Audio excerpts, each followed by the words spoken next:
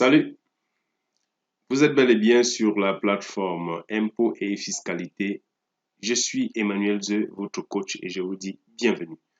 Aujourd'hui, nous allons traiter la deuxième partie du thème comment monter le dossier de recours contentieux, cette fois-ci au ministère des Finances et au tribunal. C'est donc la raison de ce thème aujourd'hui que nous allons traiter à travers 5 étapes. La première étape, nous vous parlerons du préambule et du rappel du contexte de traitement de ce thème. En deux, nous vous présenterons les instances du recours contentieux, notamment le ministère des Finances et le tribunal administratif. En trois, nous parlerons des différents plans de recours à chaque instance. Nous parlerons, avant les conclusions, des délais de réponse de chaque instance. Et naturellement, pour terminer, nous allons vous présenter les conclusions, c'est-à-dire ce que vous êtes censé retenir au terme du traitement de ce thème. En préambule, les rappels de contexte. Comme nous l'avons déjà relevé en première partie de ce thème, lorsqu'un contribuable est surtaxé ou taxé à tort, il a le droit, en vertu des articles L 116 dans le livre de procédure du Code général des impôts, de faire une réclamation en première instance auprès du chef de centre des impôts, ensuite au directeur des grandes entreprises ou au directeur général des impôts, ceci en fonction du montant. Et lorsque ces instances citées plus haut ne donnent pas satisfaction ou ne donnent pas suite dans les délais requis, le contribuable est autorisé à saisir le ministère des Finances et même le tribunal administratif lorsque le ministère n'a pas donné suite ou si la suite est non satisfaisante, autant pour moi, ce conformément aux dispositions des articles L 118 et L 124 du livre de procédure du Code général des impôts. Et en rappel, le plan que nous fournissons ici est un guide de contrôle du dossier de recours contentieux avant le dépôt dans les services compétents, c'est-à-dire si vous êtes un expert ou un conseil qui a monté le dossier, naturellement, ce document présente les informations requises dans votre requête. Donc, il peut servir pour contrôler avant le dépôt ou alors ce document peut être très utile à un chef d'entreprise avisé dans le cadre d'un échange avec ses conseils ou alors ses services techniques sur la question avant le dépôt du dossier aux instances requises. Voilà qui nous introduit au deuxième point qui parle des instances du recours contentieux, c'est-à-dire le ministère des Finances et le tribunal administratif, les instances qui nous intéressent ici. Et pour le ministère des Finances, il est important de dire que le recours, qui en lui-même est une contestation, est adressé au ministre des Finances lorsque la suite réservée par la Direction générale des impôts est non satisfaisante ou restée sans suite après 30 jours, qui est le délai requis pour donner suite. Donc, généralement, on arrive à ce niveau si la réponse de l'instance inférieure, qui était la Direction générale des impôts, n'est pas satisfaisante ou si, dans un délai de 30 jours, ils n'ont pas donné suite.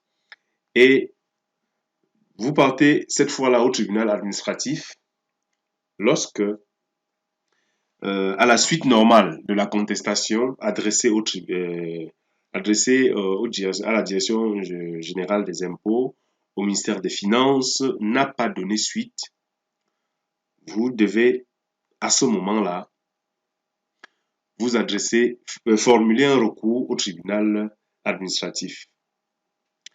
Et naturellement, ça c'est dans un délai de 2 mois passés sans que les instances inférieures, à savoir le ministère des Finances, n'aient donné suite. Alors, maintenant, au niveau du plan du recours contentieux de chaque instance, nous devons savoir que pour le cas du ministère des Finances, l'article L 119 du livre de procédure du Code général des impôts précise les éléments que doit comporter la demande pour éviter de tomber sur le coup de l'irrecevabilité. Ces éléments sont au nombre de 6 que je m'en vais vous citer ici.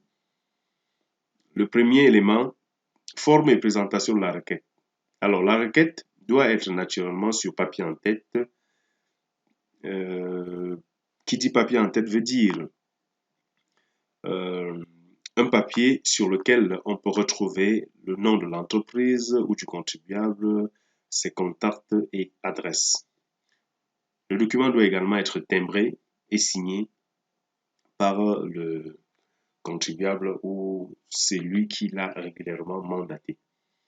En deux, la requête doit absolument être motivée et être introduite 30 jours à compter de la suite donnée par le Centre régional des impôts, la direction des grandes entreprises ou la direction générale des impôts. En 3, il faut préciser la nature, l'exercice et l'article du fondement du recours contentieux. Quatrième élément, il faut présenter l'exposé sommaire des moyens et conclusions. Cinquième élément, justifier du paiement intégral de la partie non contestée et 15% supplémentaire de la partie contestée. Et enfin, le dernier élément qui doit absolument se retrouver dans le plan de recours à adresser au ministère des Finances, formuler la demande de sursis de paiement dans la réclamation. Simplement une demande que vous formulez pour solliciter auprès de l'administration de surseoir toute procédure de recouvrement ou de poursuite de quelque forme que ce soit jusqu'à l'aboutissement des conclusions de votre recours contentieux. Et maintenant, pour le plan de recours au tribunal administratif, les articles L127 et L128 du livre de procédure dans le Code général des impôts précisent que cette demande est déposée au greffe du tribunal administratif contre certificat de dépôt, doit être constituée des éléments ci-après pour éviter de tomber sur le coup de l'irrecevabilité. Il faut que le document soit signé du requérant ou son représentant et être accompagné de 2 copies de la requête. Il doit contenir également l'exposé sommaire des faits, moyens et conclusions de la partie. Il doit préciser les montants du dégrèvement en droit et pénalités sollicitées. Être accompagné d'une copie de la décision contestée. Voilà pour le plan du recours au tribunal administratif. Maintenant, quels sont les délais de réponse de chaque instance? Naturellement, on va parler des 2 instances que nous avons déjà citées depuis le début de ce thème, le ministère des Finances et le tribunal administratif. Pour le ministère des Finances, sa décision doit être rendue dans un délai de 2 mois à compter de la date de réception de la réclamation et notifiée par courrier recommandé avec accusé de réception au contribuable. Et pour le tribunal administratif, le parquet général dispose d'un délai de 2 mois à compter de la fin des échanges conformes à une procédure prédéfinie pour produire ses conclusions. Lorsque le parquet ne produit pas ses conclusions dans ces délais, le président du tribunal peut rendre sa décision sur la base des éléments dont il dispose, notamment les écrits échangés par les parties. Et voilà en conclusion, nous pensons que nous vous avons apporté des informations en rapport avec le montage du dossier de recours contentieux de la première instance du Centre régional des impôts à la dernière instance qui est le tribunal administratif. Et comme nous l'avons déjà relevé plus haut, il est conseillé de faire recours à un conseil compétent pour la diligence de votre recours contentieux. Les connaissances que nous vous fournissons ici devant être utiles exclusivement pour le contrôle de votre dossier avant le dépôt, alors pour un chef d'entreprise avisé d'apprécier le travail de son service technique ou de son conseil.